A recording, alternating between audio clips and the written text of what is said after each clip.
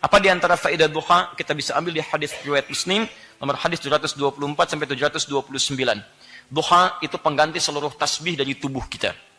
Jadi ketika kita bangun dari tidur, seharusnya seluruh sendi tubuh kita bertasbih kepada Allah Subhanahu wa taala. Maka itu bisa diganti dengan salat duha 2 rakaat. Maka dengan salat duha 2 rakaat itu mengganti kemudian nilai tasbih yang ada pada seluruh anggota tubuh kita. Maka antum bisa cari salat-salat misalnya surat-surah dalam Al-Qur'an ketika salat yang terkait dengan tasbih. Misal yang agak panjang sedikit sabbihisma rabbikal a'la. Baik, yang agak ringan sedikit idza jaa nasrullahi wal wa ra'aitan nasa yadkhuluna fi dinillahi afwaja. Setelah itu fasabbih bihamdi rabbika wastaghfir innahu kana tawwaba. Itu terkait dengan korelasi fungsi atau keadaan suasana kita dalam faedah duha dengan ayat-ayat yang terkorelasikan dengan itu. Misal ada 4 rakaat salat duha dengan izin Allah Subhanahu wa taala bisa mempermudah datangnya rizki. Ketika Anda khusyuk dalam salatnya, ikhtiarnya benar dan permohonannya bagus. Di antaranya Anda bisa cari surah-surah dalam Al-Quran yang menjamin kelancaran bagi Allah untuk memberikan rizki kepada kita. Misal, ada ayat-ayat tentang rizki Quran surah 51 ayat ke-22. Ada Allah turunkan ke bumi di Quran surah kedua ayat 29.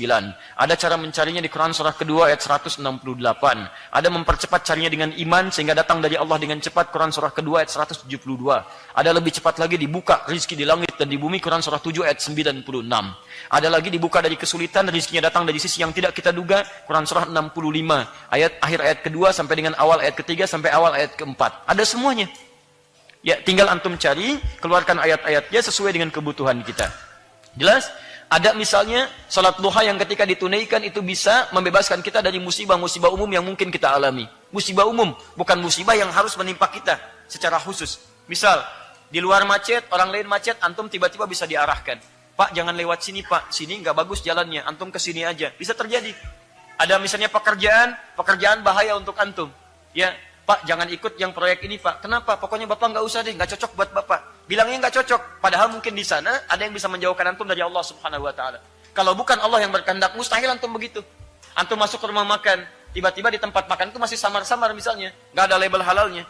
Taunya masuk aja makan mie, Masya Allah. Begitu sudah selesai makan, antum tanya, Pak, enak sekali. Oh iya, kan pakai minyak babi, misalnya. Antum sudah bisa mengelak. Tapi ada orang-orang tertentu ketika datang, Pak, maaf, ini nggak cocok buat Bapak. Kenapa? Nggak usah ditanya, Pak. Ah, kenapa? Nggak usah ditanya. Kenapa? Tidak. Itu akan diarahkan. Di sini ada B-nya, Pak. Nggak cocok buat Bapak. Siapa yang memberikan petunjuk pada lisan orang ini untuk bisa mengarahkan antum pada sisi yang lain? Nah, salat duha, salah satunya bisa meningkatkan kualitas kedekatan antum dengan Allah supaya tidak dijaga dari perbuatan yang buruk.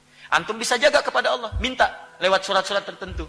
Misal, surat tentang musibah diberikan kesabaran. Quran surah kedua, ayat 155 sampai dengan 157.